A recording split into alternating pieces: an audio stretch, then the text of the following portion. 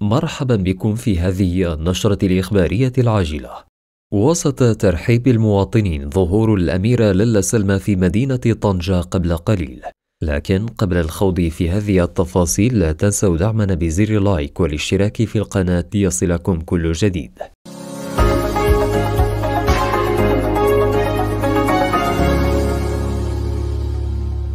وفي التفاصيل، حلت الأميرة ليلى سلمى بالمدينة القديمة لطنجة صباح يوم أمس السبت 20 من يناير 2024. وكشفت مصادر العمق من مصادر موثوقة أن سكان وزوار المدينة العتيقة لطنجة تفاجأوا بقدوم الأميرة ليلى سلمى رفقة صديقاتها. وأضافت المصادر أن الأميرة ليلى سلمى تناولت وجبة الغداء بأحد مطاعم المدينة القديمة وسط ترحيب من طرف المواطنين قبل مغادرتها المكان.